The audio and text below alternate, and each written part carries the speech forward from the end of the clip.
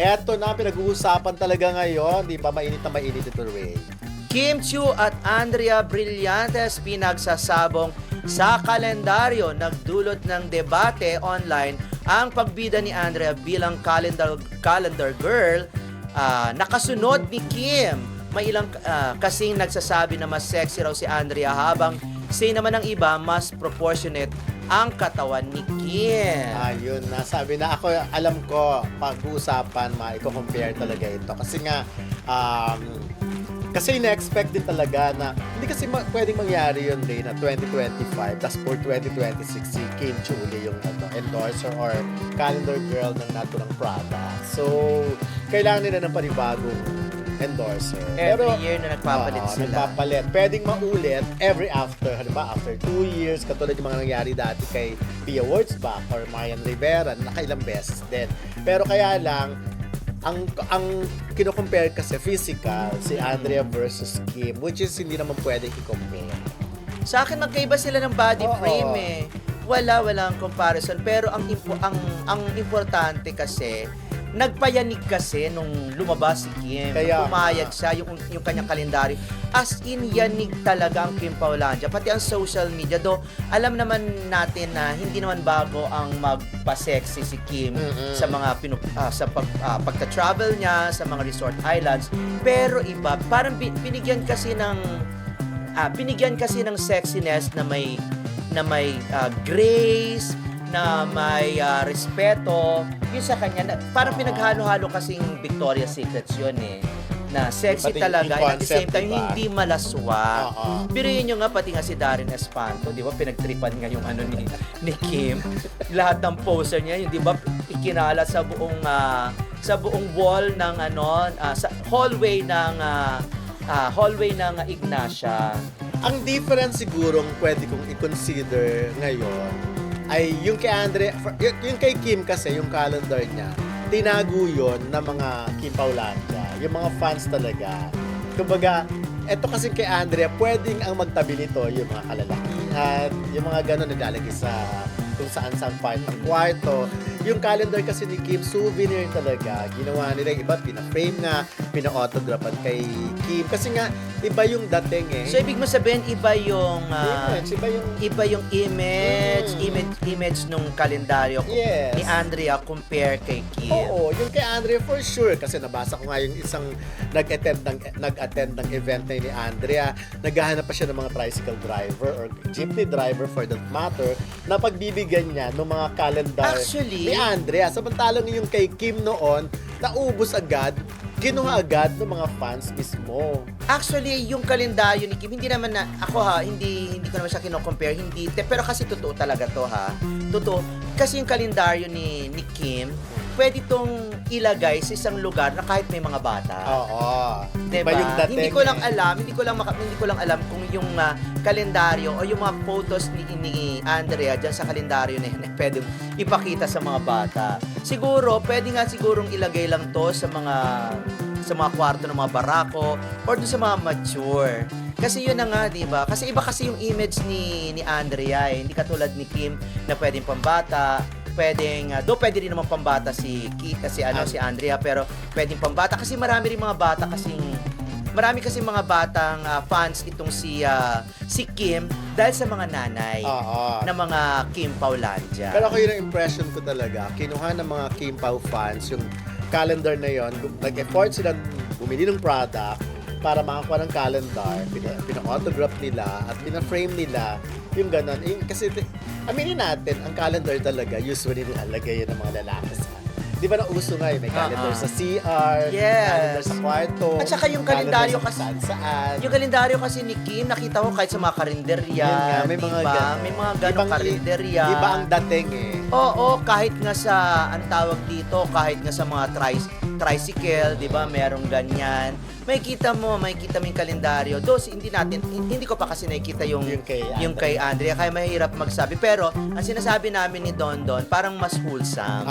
Yun, mas wholesome yung wholesome at the same time, na para sa lahat ng age bracket. Yes, naging collector's item. Oo, collect talaga eh. At saka kahit kaninong age bracket, bata, matanda, po pwede yung kalendaryo, yung photos ni Kim dun sa kalendaryo niya nung last year. Grabe, classic na naman itong pagpagsabong narrative na madalas lumalabas kapag dalawang sikat na celebrities ang sabay na napupunta sa spotlight. Lalo na kung magkalendaryo, endorsement o campaign ang pinag-uusapan. Una sa lahat, marketing strategy lang ito. Sa showbiz at advertising world, normal na ginagawang rivalry ang dalawang artista para mas gumanda ang engagement. Kapag parehong may malalakas na fanbase, gaya ni na Kim Chiu at Andrea Brillantes, mas malakas ang impact kapag pinupuwesto sila para mag-trend.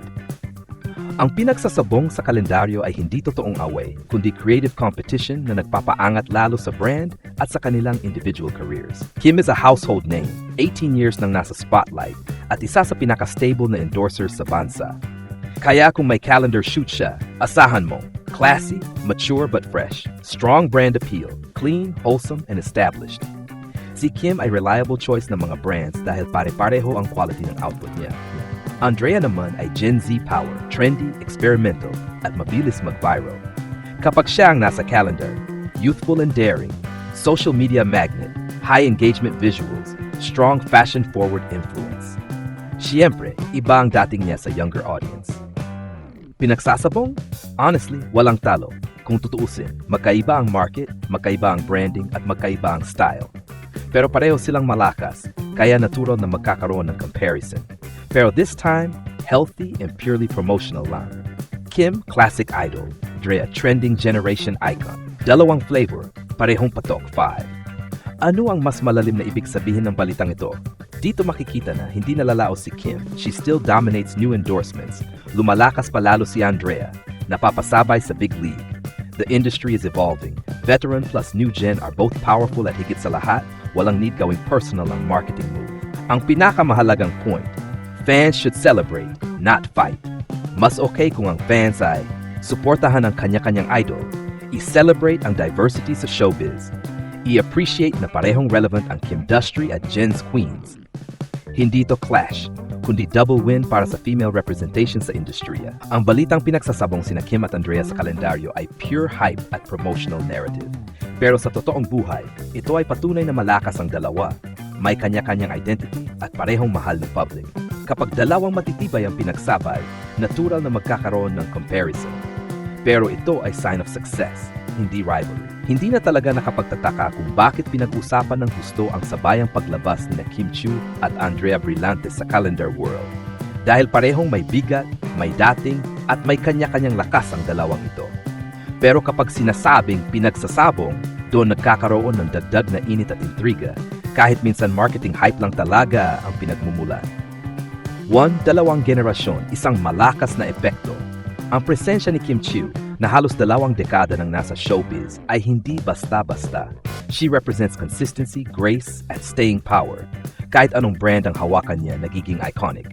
Natural na kapag may calendar photoshoot siya, may dating na agad, sophisticated, elegant, at timeless. Samantala, si Andrea Brillantes naman ay ang mukha ng modernong kabataan.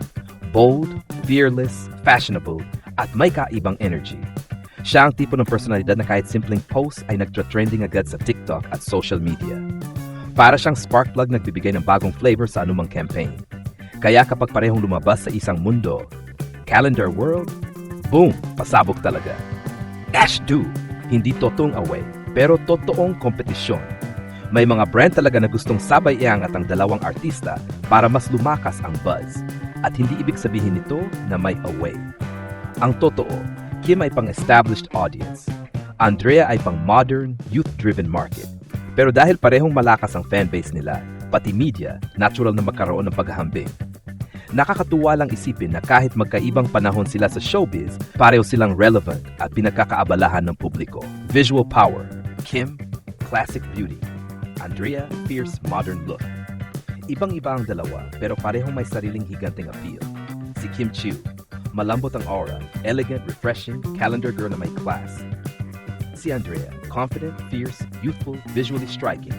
Kaya kapag pinagtabi mo, parang dalawang mukha ng showbiz industry, the past that remains strong and the future that keeps rising.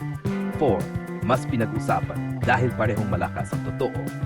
Hindi pinagsasabong ang mahina, pinagsasabong ang dalawang malalakas, dalawang sikat at dalawang bigatin. At ito ang malaking mensahe ng balitang ito. hindi nawawala ang pangalan ni Kim kahit tumatagal na sa industriya. Hindi rin may kakaila ang rapid rise ni Andrea na kahit saan mapunta, viral. At ang brands, alam na alam nilang parehong malakas ang impact nila. In short, this is not rivalry. This is relevance. 5. Dapat I celebrate, hindi pagawayan sana ang fans, imbes na magbalita ng init, ay mas maging proud dahil may veteran star tayo na hanggang ngayon ay top tier sa endorsements. May Gen Z star tayo na pumapasok sa league ng mga legend-level endorsers. Ang dalawang babae ay parehong living proof na ang talent at hard work ay walang pinipiling edad. Ang balitang ito ay hindi tungkol sa pagsasagupaan, kundi tungkol sa pagpapatunay na pareho silang may lakas, karisma, at market power. Kapag dalawang malalaking pangalan ang pinagsasabong, ibig sabihin, parehong relevant, influential, at in-demand. Hindi ito clash. Ito ay celebration ng dalawang generational queens na parehong may sariling ilaw.